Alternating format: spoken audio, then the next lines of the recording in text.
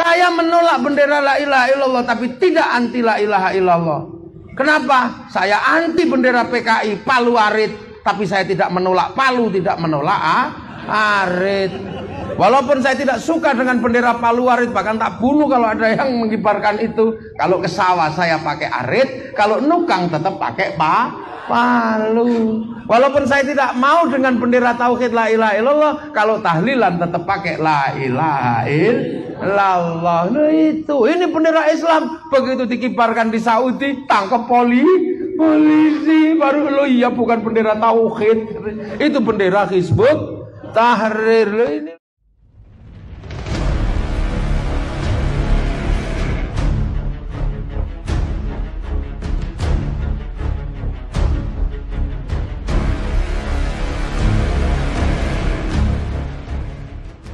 perbedaan Indonesia. Sebab Belanda paling suka politik pecah belah. Begitu menemukan simbol hidup bersama antar bangsa dan suku, merah putih, kibarkan bendera, marah, Belandanya marah. Maka para ulama kita mengajarkan masang bendera di bubungan rumah. Kalau bangun kasih bendera. Belandanya marah, tiangnya dikasih kelapa. Masih marah lagi, tiangnya dikasih bambu, dikasih padi. Masih marah lagi, dikasih tebu. Masih marah lagi, dikasih pisang. Belanda masih marah, besok datang bawa nasi tumpeng sama ingkung. Oh ternyata masang bendera gini cuman mau makan toh. Begitu tumpengnya habis, ayamnya habis, lama-lama padinya mengering, pisangnya rontok, tebunya mengering, padinya mengering, yang tersisa tinggal merah putih. Loh makanya begitu kebersamaan dalam merah putih ditambahi biru sama Belanda, disobek sama santri-santri Surabaya, melahirkan perang 10 November, mengorbankan ribuan ratusan ribu nyawa demi tegaknya merah putih. Loh itu karena kita ini hidup bersama dalam disatukan oleh merah putih. Lah sekarang merah putih sudah nggak minta apa-apa, cuman minta kita mengangkat tangan hormat bendera. Gitu aja. Ada yang bilang bid'ah, ada yang bilang musyrik, padahal dulu minta nyawa, sekarang cuman minta gini. Maka kalau ada orang mengatakan bendera merah putih musyrik, bendera putih bid'ah, ini pasti zaman perang, nenek moyangnya Bandar Dadu. Oh gitu lah. Sekarang berbicara tentang bendera khilafah, bendera tauhid. Semenjak kapan ada bendera tauhid? Ini bendera umat Islam, la ilaha illallah. Kalau itu bendera kaum muslimin, mestinya semenjak dulu bendera itu ada. Nahdlatul Ulama Kiai Hasyim Asy'ari tidak bikin bendera itu. Mbah Zainuddin Pancor juga tidak bikin bendera itu. Lah kok ustaz-ustaz baru-baru sik rembes-rembes mengatakan ini bendera tauhid. Menolak bendera tauhid berarti menolak la ilaha illallah. Goblok karepmu piye? Saya menolak bendera la ilaha illallah tapi tidak anti la ilaha illallah. Kenapa? Saya anti bendera PKI Palu Arit tapi saya tidak menolak Palu, tidak menolak Arit. Walaupun saya tidak suka dengan bendera Palu Arit, bahkan tak bunuh kalau ada yang mengibarkan itu. Kalau ke sawah saya pakai arit, kalau nukang tetap pakai Palu. Walaupun saya tidak mau dengan bendera tauhid la ilaha illallah, kalau tahlilan tetap pakai la ilaha illallah. Nah itu, ini bendera Islam. Begitu dikibarkan di Saudi, tangkap polisi. Baru lo iya bukan bendera tauhid, itu bendera Hizbut Tahrir. Lo ini lo makanya kita ini punya bangsa yang berbeda, disatukan oleh Pancasila. Begitu mau pakai yang lain ya ribut se-Indonesia. Maka jaga kehidupan bersama. Kita ini punya perbedaan, tapi negara yang bisa bersatu dalam puluhan bangsa, satu-satunya di dunia hanya negara kesatuan Republik Indonesia. Loh makanya kebersamaan itu dijaga. Ada yang ini biar bersama. Kalau ada orang mati kita ngumpul bareng sampai 40 hari. Nasi kita makan bareng-bareng, bikin tumpeng. Ayam kita makan bareng-bareng, bikin ingkung. Ada yang mati, kita datang bersama-sama mendoakan. Ada orang yang mau haji, kita kumpul hidup bersama-sama. Makanya orang Indonesia ini paling suka hidup bareng makan nggak makan kumpul. Makanya kalau ada orang ngumpul harus dikasih makan. Nah itulah kalau dalam bahasa Islam, wala yahuddu ala ta'amil miskin. Jangan kamu hadang-hadangi makanannya orang miskin. Biar semua bisa makan. Maka kalau ada orang ngumpul diajak makan. Lahiran makan, kawinan makan, apa saja makan. Bahkan tetangganya masuk rumah sakit mulutnya mangap gak bisa makan, tetap dibawain makanan. Makanya kalau ada orang mati tetangganya ngumpul harus dikasih makan. Kalau sudah pada ngumpul gak dikasih makan, kamu bukan Indonesia. Gitu, sederhana saja. Dan sekarang ada orang-orang yang kadang memang gak ngerti hidup di Indonesia. Kita ini bangsa yang berbeda. Makanya kita punya persamaan-persamaan untuk menyamakan perbedaan. Kalau ada hari raya Natal sekarang diancam orang, banser turun tangan jaga gereja. Lalu itu nggak usah dimarahi karena kita Indonesia. Sebab apa? Lakum dinukum waliyatin. Tapi perang agama terbesar pertama ada di Indonesia. 820 perang Hindu Buddha melibatkan Wangsa Sanjaya sama Wangsa Sailendra. Sehingga Wangsa Sanjaya yang agamanya Hindu hampir punah digantikan oleh Wangsa Sailendra yang beragama Buddha. Wangsa Sanjaya punya raja namanya Panukuh. Nah Wangsa Sailendra punya raja namanya Gunadarma atau Garung. Gunadarma terlalu keras, akhirnya kemudian semua orang Hindu dihabisi. Ketika Gunadarma ketika Semaratungga melakukan pembantaian atau Garung, orang Buddha, orang Hindu kalah semua. Makanya ketika orang Buddha mau bikin candi, karena rajin perang nggak punya raja, nggak punya arsitek. Karena nggak punya arsitek, maka cari arsitek. Kebetulan ketemu orang Hindu namanya Panukuh atau si Gunadarma. Akhirnya didirikanlah candi Buddha. Karena yang bangun orang Hindu, maka nuansanya Hindu, candi Borobudur. Setelah itu rukun, karena anak Semaratungga namanya Pramodawardhani jatuh cinta sama Panukuh atau orang Hindu. Menikahlah orang Buddha sama orang Hindu. Akhirnya orang Hindu jadi raja di kerajaan Buddha, bergelar Rakai Pikatan. Semenjak itu rukun, tidak lagi ada ribut Hindu Buddha. Lah orang-orang itu kemudian pindah ke Palembang, Balaputra Dewa gak ribut agama, Sriwijaya jadi besar. Sindok ke Jawa Timur gak ribut agama, jadi besar. Maka di zaman Majapahit kerajaan-kerajaan besar adanya di Nusantara. Semenjak itu rukun, maka dirukunkanlah dalam Bhinneka Tunggal Ika oleh namanya Empu Tantular zaman Majapahit. Saling menjaga semenjak itu. Maka kalau sekarang ada banser jaga gereja, itu adalah warisan asli bangsa Indonesia. Ini paham mono. Seperti kita disuruh makan, diwarisi makanan asli, jenenge telo, jenenge beras. Minumlah, dikasih warisan namanya dawet. Tuh kan ini bangsa. Maka kita kadang kalau nggak nginget bangsa ini, kita akan ribut. Inilah. Maka kita jangan ini. Makanya dulu kerajaan-kerajaan kita besar. Nah sekarang jadi seperti ini. Maka kalau ada orang-orang yang mencoba membangkitkan semangat perbedaan, menghancurkan semangat perbedaan, singkirkan.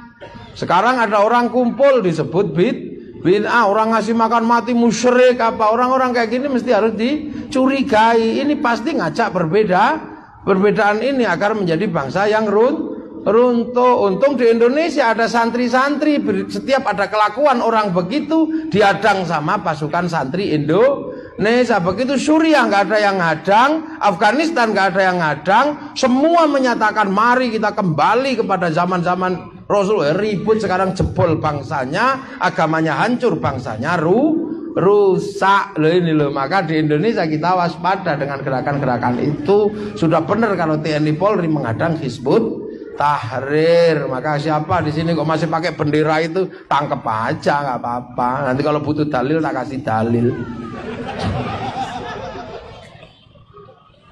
Nah ini lagi tadi Indonesia umat Rasulullah kalau baik nggak bisa berdiri sendiri lah. Dua hal itu kita jaga, diwarisi Islam kita jaga, diwarisi NKRI harga mati. Nah, kalau pengen ngerti kan itu, maka kalau Pak Polisi sama Pak TNI ada NKRI harga mati banser, nggak usah kaget. Itu adalah semangat kaum santri ketika diwarisi bangsa dan negara. Lah, inilah ya. Amma ba'du. Oh, ini baru muqaddimah. Lah ya baru pembukaan. Lu kan saya belum mulai ngaji, ini mendudukkan persoalan. Bahwa kita punya agama, kita punya bangsa dan ini harus dijaga. Loh ini loh. Ini yang penting. Loh iya kan? Nah itu makanya kita ini jaga, kita ini disadarkan kita Indonesia. Dan kita ini adalah pengikut Rasulullah yang ada di Indonesia. Nah namanya pengikut Rasulullah yang ada di Indonesia yang nggak bisa sama dengan apa yang pernah dilakukan oleh sahabat, nggak bisa sama. Makanya ada ilmu namanya ahli sunnah wal jamaah. Nah, ahli sunnah ini Rasulullah, jamaahnya Rasulullah itu sahabat, jamaahnya sahabat itu tabi'in, jamaahnya tabi'in itu tabi'ut tabi'in, jamaahnya tabi'ut tabi'in itu tabi'ut tabi'in dan seterusnya. Nah, makanya kita ini kalau ahli sunnah wal jamaah, kita ini jamaahnya para ulama, para kiai yang ada di sini. Nah, contoh Kiai Bakri, ini Nahdlatul Wathon, muridnya Kiai Zainuddin Pancor. Saya di Jawa punya kiai namanya Kiai Maimun. Kiai Maimun ini muridnya Kiai Abdul Hadi, muridnya Kiai Hasyim Asy'ari. Kiai Zainuddin Pancor hubungannya juga dengan Kiai Hasyim Asy'ari. Kiai Hasyim Asy'ari ngerti Islam karena punya bapak namanya Kiai Asy'ari. Kiai Asy'ari diajari sama Kiai Khairon. Kiai Khairon diajari Islam oleh Kiai Abdul Wahid. Kiai Abdul Wahid diajari Islam sama Kiai Abdul Halim. Kiai Abdul Halim diajari Islam sama Kiai Sufyan. Kiai Sufyan diajari Islam sama Kiai Jabbar. Kiai Jabbar diajari Islam sama Kiai Abdul Rahman Sambu. Kiai Abdul Rahman diajari Islam oleh Mbak Abdul Halim Benowo. Diajari Islam oleh Mbak Cokrojoyo Sunan Geseng. Diajari Islam oleh Raden Syahid Sunan Kali. Raden Syahid diajari Islam oleh Sunan Bonang. Sunan Bonang diajari Islam oleh Sunan Ampel. Sunan Ampel diajari Islam oleh Mbak Ibrahim Asmoro Kondi. Mbak Ibrahim diajari Islam oleh Syekh Jumadil Kubro. Syekh Jumadil Kubro diajari Islam oleh Sayyid Muhammad.